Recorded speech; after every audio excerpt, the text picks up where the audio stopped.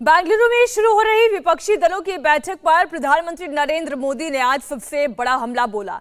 अब से थोड़ी देर पहले प्रधानमंत्री मोदी ने कहा कि 2024 के चुनाव में हमारी सरकार बननी तय है। 2024 के लिए सारे भ्रष्टाचारी 26 हो गए हैं, लेबल किसी का और माल कुछ और। बेंगलुरु में कट्टर भ्रष्टाचारी सम्मेलन हो रहा है। मोदी ने कहा कि विपक्षी दल जातिवाद का जहर बेच रहे हैं। आइए अब एक तस्वीर आपके सामने। अरविंद केजरीवाल विपक्षी दलों की मीटिंग में भाग लेने के लिए पहुंच चुके हैं।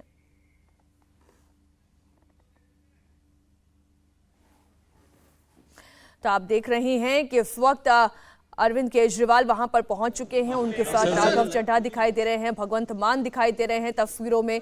इधर कांग्रेस पार्टी के सीनियर लीडर्स आप देख रहे हैं, नीतीश कुमार यहां पर पहुंच चुके हैं। जितने भी विपक्षी दलों के चेहरे, थोड़ी देर पहले शरद पवार भी पहुंचे। ये तस्वीर भी देखिए इस वक्त आपके सामने।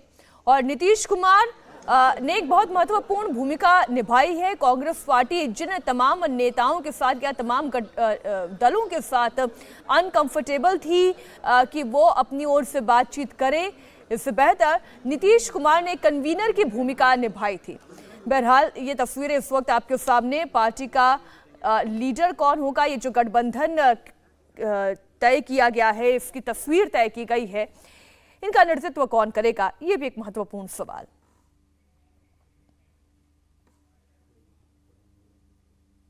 हमेशा भ्रष्टाचारी और परिवारवादी पार्टियों ने अन्याय किया। आज देश के लोग 2024 चुनाव में फिर एक बार हमारी सरकार वापस लाने का मन बना चुके हैं, निर्णय ले चुके हैं। ऐसे में भारत की बदहाली के जिम्मेदार कुछ लोग अपनी दुकान खोलकर बैठ गए हैं। इन्हें देखकर मुझे एक कविता की कुछ पंक्तियां याद आती हैं। एक कवि महाशय ने अवधी में लिखा था, ये अवधी भाषा में लिखी गई कविता है। गायित कुछ है, हाल कुछ है, लेबिल कुछ है, माल कुछ है। 24 के लिए 26 होने वाले राजनीतिक दलों पर यह बड़ा फिट बैठता है। गायित कुछ है, हाल कुछ है, लेबिल कुछ है और माल कुछ है। यानी गाना कोई और गाया जा रहा है, जबकि सच्चाई कुछ और है। लेबल किसी और का लगाया गया है, जबकि प्रोडक्ट कुछ और ही है। इनकी दुकान की यही सच्चाई है। इनकी दुकान पर दो चीजों की गारंटी मिलती है। एक तो ये अपनी दुकान पर जातिवाद का जहर बेचते हैं और दूसरा ये लोग असीमित भ्रष्टाचार करते हैं। आजकल ये लोग बेंगलुरु में जुटे हैं। एक जमाने में एक गाना बहुत मशहूर था, मुझे तो पूरा याद नहीं है लेकिन मुझे याद आ रहा है। एक चेहरे पर कई चेहरे लगा लेते हैं लोग, एक चेहरे पर कई चेहरे लगा लेते हैं लोग। आप देखिए ये लोग कितने चेहरे लगाकर बैठे हैं। जब ये लोग कैमरे के सामने एक फ्रेम में आ जाते हैं तो पहला विचार देश के सामने क्या आता है? पहला विचार देश के लोगों के मन में यही आता है, पूरा फ्रेम देख करके देशवासी यही बोल उठता है, लाखों करोड़ों रुपए का भ्रष्टाचार।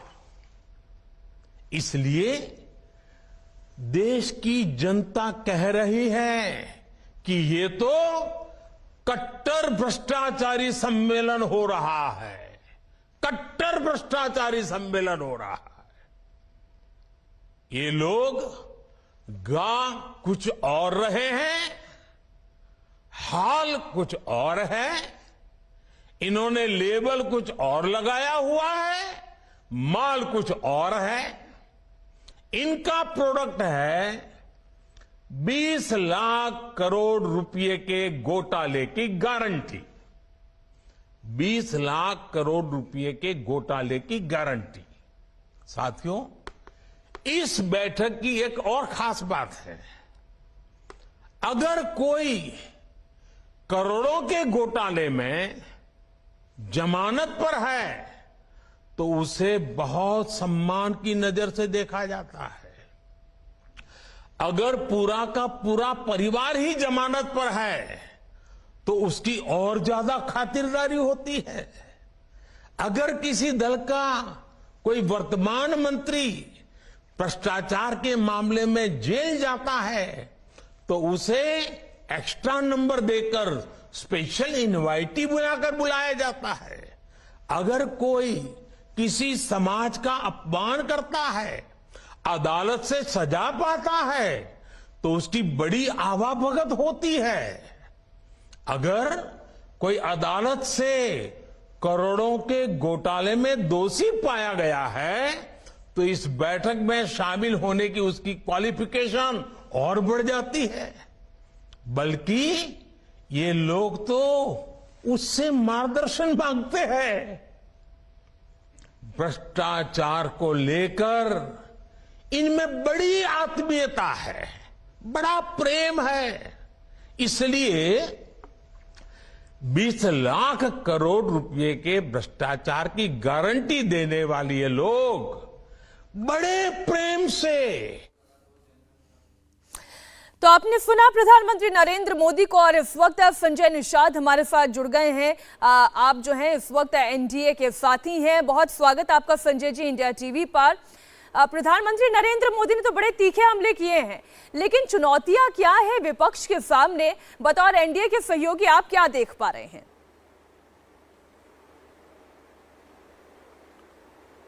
देखिए, इस देश की चुनौती एक ही है कि भ्रष्टाचारियों को कैसे हटाया जाए, अपराधियों को कैसे हटाया जाए, माफियाओं को कैसे हटाया जाए, जो दहशतगर्द उन्हें कैसे हटाया जाए, और देश की अर्थव्यवस्था को चौपट करने वाले और सभी जातियों के साथ भेदभाव और अन्याय करने वाले, धोखा देने वाले लोगों को सत्ता से कैसे हटाया जाए। इसके लिए देश की जनता एकमुश्त हो गई है, क्योंकि जनता जनार्दन होती है, जनता जज होती है। अब जनता जाग चुकी है, इसलिए इन भ्रष्टाचारियों को हटाने में कामयाबी मिल रही है।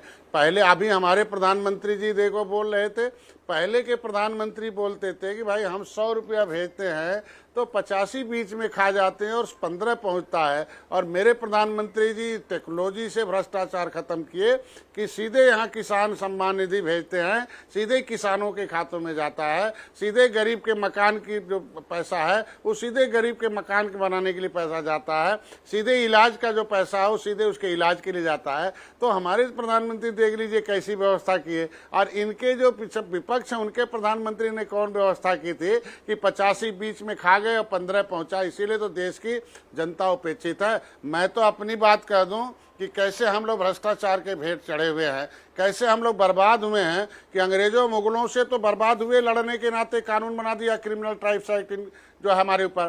क्रिमिनल देश आज़ाद हो गया, 5 साल 16 दिन गुलाम रहे। Criminal tribes act inquiry committee 1949-50 कहती है कि जो है मछुआरों की 10 से 80 ST से भी खराब है। देश के प्रधानमंत्री माननीय राजीव गांधी थे, तो हमारे देश में एक बैठक हुई थी लखनऊ दिल्ली में। बी रामचंद्रन राव हमारे नेशनल लीडर थे नैब के, उन्होंने किया था और पूरे देश के निषादों को बुलाया था, मछुआरों को। उसमें 3 दिन राजीव गांधी खुद आए थे, एक्सेप्ट किया था कि इनकी दशा SC ST से भी खराब है और इनको कुछ मिलना चाहिए। लेकिन उल्टे ही क्या हो गया, मेरी आरक्षण की फाइल ही मुकुल वासनी और शैलजा ने गायब करा दिया। एक पैसा कुछ नहीं किया, एक एक पैसे के मोहताज किया कि पूरे 67 साल तक सरकार में रही सत्ता में हमारे निषादों को केवल 3,000 करोड़ रुपया दिया। मैं 2013 में संकल्प लिया, संन्यास लिया अपने वैभवशाली जीवन से, संकल्प लिया कि देश को आजाद कराने वाली जो 193 जातियां हैं उन्हें सम्मान दिलाऊंगा। उत्तर प्रदेश में पूरे देश के 578 जातियों को। ठीक है देश संजय में जी, जो अब तो आप भारतीय सरकार के साथ जुड़े गए हैं, विरासत है उसे जो है संरक्षित करूंगा। ठीक बात है, अब तो आप सरकार के साथ जुड़ ही गए हैं, तब आपकी मांगे मान ली गई हैं, आरक्षण की बात हो गई। इसीलिए तो जी मैं कह रहा हूँ आज के दिन में वही कह रहा हूँ कि आज मैं प्रधानमंत्री जी को धन्यवाद दूंगा कि पिछड़ों के नेता, दलितों के नेता, शोषितों, आदिवासी महिलाओं, नौजवानों, किसानों के नेता मोदी जी हैं। इन्होंने बिना हमारे अलायंस के ही 2013 में मैं आया, आवाज उठाया, 2014 में मोदी जी आए और 2014 में मोदी जी ने आए मत्स्य मंत्रालय किया। पहली बार है 67 साल में कांग्रेस ने 3,000 दिया, मोदी जी ने 20,000 करोड़ रुपया पहली बार में दिया और 6,000 करोड़ 26,000 करोड़ रुपया 6 साल में दिया। और प्रधानमंत्री मत्स्य संपदा योजना पूरे देश के मछुआरों के विकास के लिए दिया है और उनके लिए सामूहिक बीमा, उनके लिए मछुआ कल्याण कोष की स्थापना करा दी। अब हम प्रधानमंत्री आवास के तरह निषाद राज आवास भी देंगे अपने खाते से, मछुआ अपने मत्स्य मंत्रालय से, उनके बच्चों की कोचिंग के लिए, उनकी शिक्षा के लिए, उनके इलाज के लिए, मकान के लिए, कम्युनिटी हाल के लिए, महिलाओं के सशक्तिकरण के लिए दे निषाद राज बोट योजना, मुख्यमंत्री संपदा। ठीक है, फिर हम इससे थोड़ा सा आगे बढ़ते हैं संजय जी। आप बिल्कुल स्वाभिमान की बात करें, वो स्वाभिमान आपको दिखाई दिया, इसलिए आप एनडीए में सहयोगी हैं, आप घटक दल हैं। लेकिन संजय जी एक बात बताइएगा कि ये सम्मान अपनी जगह है, लेकिन जब बात आती है सीटों के बंटवारे की, तब आप एनडीए में अपनी पार्टी के लिए, अपने दल के लिए क्या आप चाह रहे हैं? सीट नहीं, जीत चाहिए ना। भगवान राम निषाद राज को गले लगाए थे जब अयोध्या से गए थे, तो निषाद राज ने कहा, हे राम, जंगल जाने की जरूरत नहीं, आओ आधा राजपाट ले लो, आप बैठो, राज करिए। उन्होंने कहा नहीं, मैं रावण राज खत्म करने के लिए आया हूँ। तो निषाद राज ने अपनी सेना दिया, रावण राज किया, गंगा पार किया था निषाद राज ने। तो डॉक्टर संजय निषाद राज के वंशज हैं, मोदी जी ने गले लगाया, तो राम मंदिर भी बनवाया, तो निषाद राज के किले के लिए भी 20 करोड़। ठीक है संजय जी, बहुत शुक्रिया इंडिया टीवी को समय देने के लिए।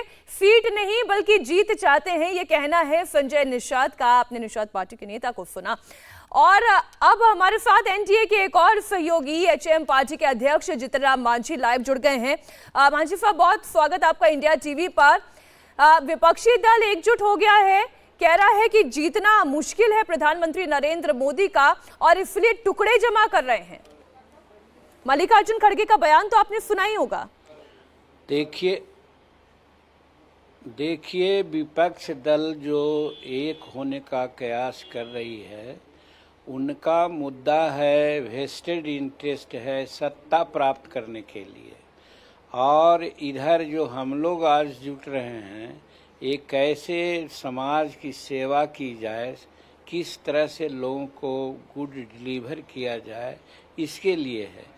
और लेकिन सर, चुनाव तो आप भी सत्ता के लिए कर रहे हैं ना। हमारे चुनाव में कोई भी राजनीतिक पार्टी अगर चुनाव में जाती है तो सत्ता के लिए जाती है। नरेंद्र मोदी जी तो सत्ता में तो नरेंद्र मोदी जी हैं ही हैं अभी, इसलिए सत्ता के लिए, बचाने के लिए, रखने के लिए तो कोशिश किया जाएगा, एक कह करके कि हम अच्छा काम करेंगे। और अगर सत्ता की ही बात रहती तो नरेंद्र मोदी जी के पास अपना बहुमत था, अपना एक ही दल से काम चला लेते। लेकिन सबों को लेकर के चलने की बात है, ये बड़ी अच्छी बात है उनमें। और यही कारण है कि आज एनडीए की बैठक बुलाए हैं कि कैसे और अच्छा से राष्ट्र देश की सेवा करें और बढ़िया से हम लोग सत्ता में आवे।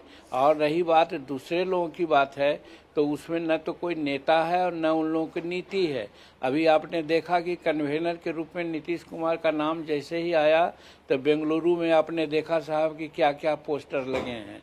ममता दीदी कहती हैं कि जहां कांग्रेस और मार्क्सिस्ट रहेंगे वहां पर हम चुनाव अपने ढंग से लड़ेंगे। तो कहने का मतलब है कि एक तराजू पर जो फ्रॉग होता है उसको तौला नहीं जाता है। तो जो विरोधी दल के लोग वहां जुट रहे हैं, एक तराजू पर नहीं तोले जा सकेंगे, आखिर बिखर ही जाएंगे। लेकिन मांझी जी, जो कांग्रेस के नेता जयराम रमेश जी कह रहे हैं कि दरअसल विपक्ष की एकता से इस वक्त बीजेपी घबराई हुई है, इसलिए एनडीए जो कि भूत हो गया था, यानी पास्ट की बात हो गई थी, अब एक बार फिर से उसकी ताकत टटोली जा रही है, एकजुट किया जा रहा है एनडीए को। देखिए, जयराम रमेश जी कुछ भी कर सकते हैं चूंकि वो विरोध में हैं। कोई पहलवान जब पटका हुआ होता है, गिरा हुआ होता है, तो उठने का प्रयास करता है। तो उसी प्रकार से जयराम रमेश जी इस ढंग से बात करते हैं। रही बात कि आज नरेंद्र मोदी जी का कोई भी सानी है, कोई राष्ट्राध्यक्ष संसार में ऐसा है जिसका पैर छू करके प्रणाम करता हो दूसरा राष्ट्राध्यक्ष, वो भारत के राष्ट्राध्यक्ष का गौरव प्राप्त है। मेरा कहने का मतलब है कि संसार में आज नरेंद्र मोदी चाहे G20 का मामला हो, चाहे और सब का मामला हो, उसका सभापतित्व करने का सौभाग्य मिला है। तो जो इतना टॉरिंग पर्सनालिटी वाला आदमी हमारे पास है, उसको हिंदुस्तान की जनता कैसे छोड़ेगी। इसलिए उन लोग कवायद जो कर लें, लेकिन हिंदुस्तान की जनता मन बना ली है। जो स्तर राज्य स्तर पर, माने स्थानीय स्तर पर विरोध भी जताती है भारतीय जनता पार्टी से, लेकिन वो देश के स्तर पर नरेंद्र भाई मोदी जी को साथ होने के लिए तैयार है, हर बात को छोड़ करके। और अबरी बार नरेंद्र मोदी जी की सरकार 2024 में बने, इसके लिए सब लोग कटिबद्ध हो चुका है। लेकिन वोट परसेंटेज का जब जिक्र किया जाता है जितिन राम जी, तब कांग्रेस नेता प्रमोद तिवारी ये कहते हैं कि वोट प्रतिशत में अगर विपक्षी दलों की ताकत देखी जाए तो वो बीजेपी से ज्यादा है, एनडीए की गठबंधन की ताकत से ज्यादा है, इसलिए चिंता करने की आवश्यकता एनडीए को है। देखिए, ये कहानी हमने सुनी है कि एक नदी है, नदी में एक आदमी बताया कि यहाँ पर 3 फीट है, बीच में 10 फीट है और बाग में 2 फीट है, तो 10 × 12 3 15 फीट, एवरेज वो बतला दिया कि पानी मात्र इसमें 7 फीट है। तो आदमी पार होना चाहता है, लेकिन जैसे ही 15 फीट में गया वो डूब के मर गया। उसी प्रकार से ये विरोधी दल के लोग भी यही सोच रहे हैं कि हम ऐसा कर करके पार कर जाएंगे, ये संभव नहीं है, क्योंकि इनका कोई नेता ही नहीं है, कोई ऐसी पर्सनालिटी ही नहीं है जो नरेंद्र मोदी जी के सामने आ सकता हो। और ये हम नहीं कहते हैं, हिंदुस्तान के लोग तो कह ही रहे हैं, विदेश के लोग भी यही चाहते हैं कि वर्तमान परिस्थिति जो नरेंद्र भाई मोदी जी का है कंटिन्यू रहे। ठीक है जितिन राम जी, ये आप कह सकते हैं, आप एनडीए के घटक दल हैं, नहीं तो विपक्ष तो ये कह रहा है कि हमें कप्तान की आवश्यकता ही नहीं, हम सभी चप्पू एक साथ मिलकर चलाएंगे, जीत हासिल हो जाएगी, तब देखेंगे कि हमारा कप्तान कौन होगा, हमारा चेहरा कौन होगा। बहरहाल बहुत शुक्रिया इंडिया टीवी को समय देने के लिए, बातचीत करने के लिए। इंडिया टीवी हर वक्त हर जगह डाउनलोड करने के लिए सर्च करें India TV news Google play store या ऐप स्टोर पर।